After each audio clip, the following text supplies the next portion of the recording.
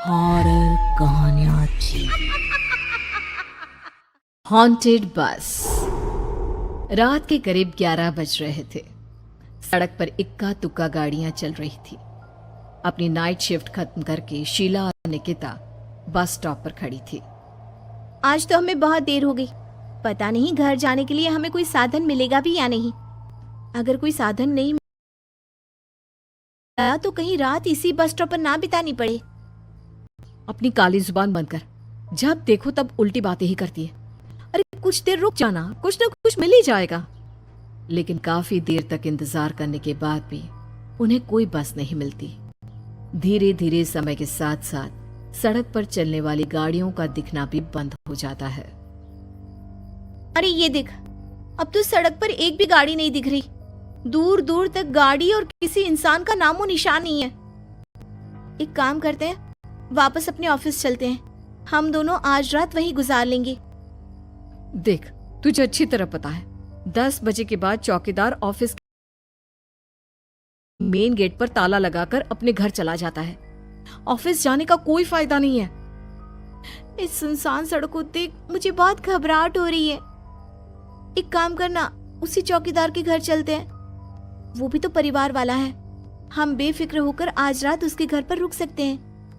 अरे पागल, चौकीदार 10 बाई 10 की खोली में रहता है।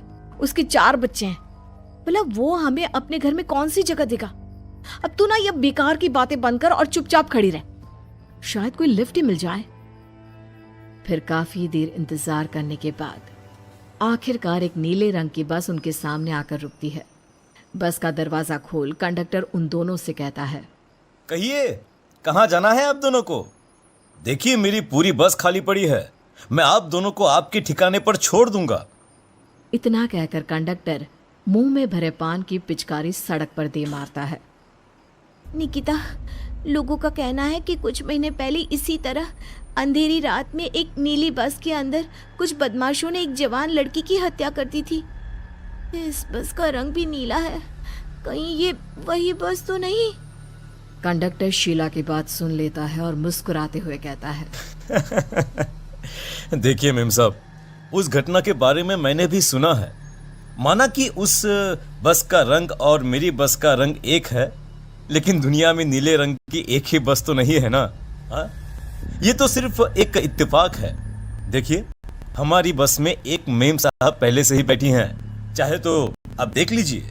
निकिता गर्दन उठाकर देखती है तो बस के पीछे वाले हिस्से में एक लड़की कंबल ओढ़े बैठी हुई थी।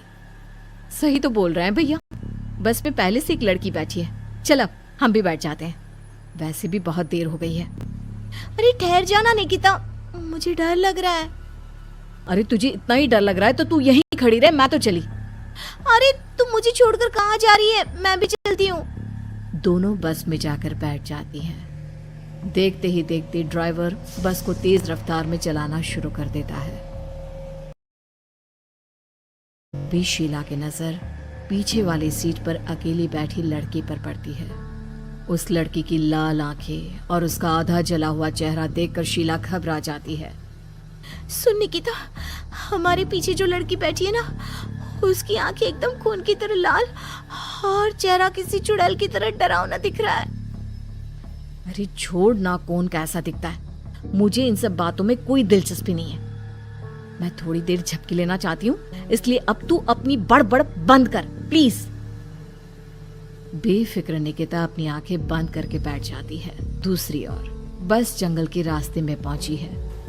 चारों तरफ घना अंधेरा और साथ ही जंगल में मौजूद जंगली जानवरों की डरावनी आवाजें शीला को और भी ज्यादा डराए जा रही थी। थोड़ी ही देर में बस एक बरगद के पेड़ के पास से गुजरती है। तभी अचानक बरगद की डाल पर बैठी एक बिल्ली कूदकर खिड़की के रास्ते शीला की गोद में आ गिरती है। मर गई रे, बचाओ मुझे, कोई बचाओ। शीला के चिल्लाने की वजह से निकिता की आंख खुल जाती है और वो भी घबराकर इधर उधर देखने लगती है। तभी पीछे वाली सीट पर बैठी लड़की उठकर शीला के पास आती है और बिना कुछ कहे उस बिल्ली को शीला की गोद से उठा उसे सहलाते हुए अपनी गोद में लेकर वापस अपनी सीट पर जाकर बैठ जाती है। अरे शीला, तू तो बहुत ही डरपोक है। जरा जरा सी बात पर उछल पड़ती है। मैं कल से अकेले ही सफर करूंगी। अरे मैं क्या करूं? वो बिल्ली अचानक मेरी गोद में आ गिरी। अपनी बकवास बंद कर और मुझे चैन से सोने दे। इस तरह शीला को डांटकर निकिता फिर सो जाती है, पर तभी अचानक एक झटके से ब्रेक लगाकर ड्राइवर बस को रोकता है। शीला खिड़की से बाहर झांक कर देखती है तो उसे सड़क के किनारे एक काला आदमी खड़ा दिखाई देता है। उसकी बड़ी बड़ी दाढ़ी और अजीब से कपड़े देखकर शीला को घबराहट होने लगी। क्या हुआ ड्राइवर भैया? हाँ, आपने बस क्यों रोक दी? अरे वो देखो, वहाँ वो सड़क के किनारे एक आदमी खड़ा है, उसी के लिए मैंने बस रुकवाई है। शीला निकिता को धक्का देकर नींद से जगाती है।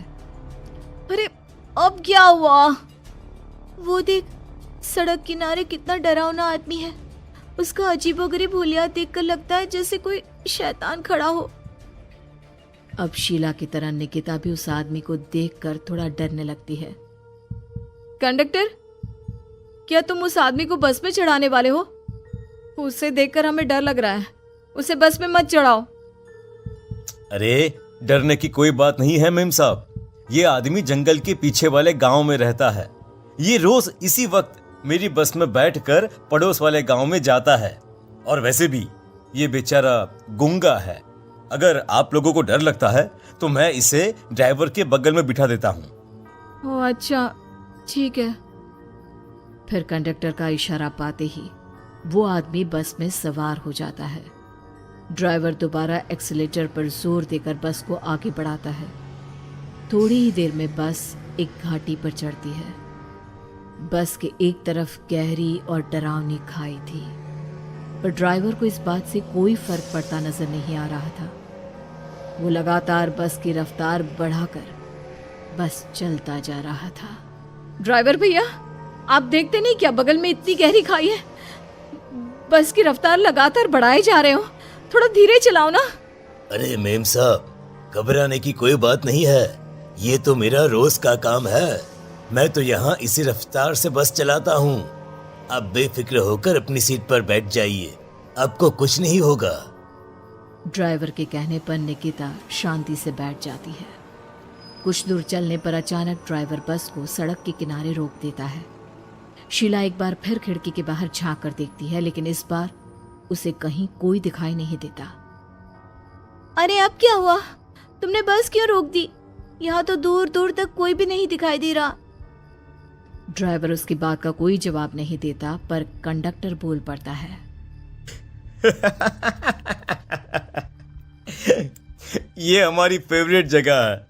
हम अपने सारे अच्छे काम यहीं पर करते हैं।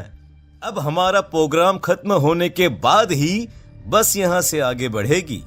इतना कहते ही कंडक्टर सीट के नीचे रखी एक शराब की बोतल निकालता है। अरे ये सब क्या है? तुम्हारे बस में सवारी बैठी है, उन्हें घर पहुंचाने की जगह तुम यहाँ सड़क के बीच में बस रोककर शराब पियोगे? बस में लड़कियों के बैठे हुए भी तुम्हें ये सब करते हुए शर्म नहीं आती? कंडक्टर कोई जवाब नहीं देता और मुस्कुराते हुए शराब पीने लगता है। तभी ड्राइवर और दूसरा आदमी भी कंडक्टर के साथ मिलकर शराब पीने लगते हैं। निकिता, मुझे इन तीनों के इरादे कुछ ठीक नहीं लगते। हमने इस बस में बैठकर बहुत बड़ी भूल कर दी। तू घबरा मत, मैं हमेशा अपने पर्स में छोटा सा चाकू रखती हूँ। उसके रहते ये तीनों हमारा कुछ नहीं बिगाड़ पाएंगे। देखो गज्जू भैया, हमारी बस में इस समय 3 जवान लड़कियां बैठी हैं। कहो कहो सबसे पहले किसका शिकार किया जाए? मैं तो कहता हूँ कि सबसे पहले वो जो पीछे अकेले जो बैठी है ना, उसे पकड़ कर लाओ। उसके बाद इन दोनों का प्रोग्राम फिट करेंगे। ठीक है, जैसी तुम्हारी मर्जी।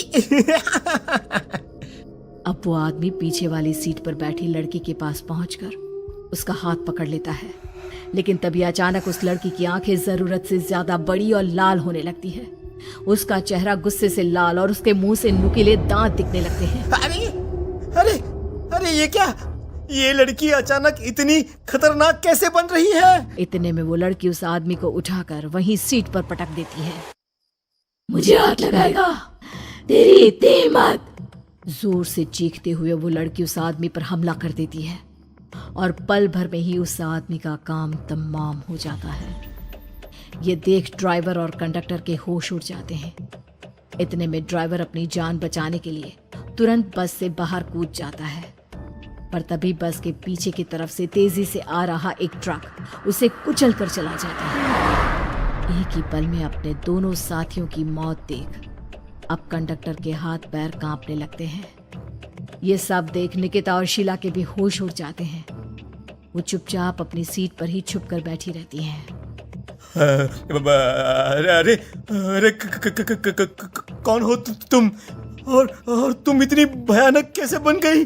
अब वो लड़की गुस्से में गुर्राते हुए कंडक्टर का गला पकड़ लेती है। इतनी जल्दी मुझे भूल गए? कुछ महीनों पहले तुम तीनों ने बड़ी बेरहमी से मेरी हत्या की थी और फिर शहर छोड़कर भाग गए। कई दिनों से मैं तुम तीनों के इंतजार में भटक रही थी। आज जाकर मेरा बदला पूरा होगा। अब तू भी अपने साथियों की तरह जहन्नम पहुंच जाएगा। अब वो लड़की कंडक्टर को उठाकर बस के पास मौजूद खाई में फेंक देती है। कंडक्टर एक बड़े पत्थर से जा टकराता है और उसकी भी मृत्यु हो जाती है। दूसरी तरफ ये सारा नजारा देख शीला और निकिता बेहोश हो जाती है। अगली सुबह जब उन दोनों को होश आता है तो वो अपने आप को एक सरकारी अस्पताल में पाती है।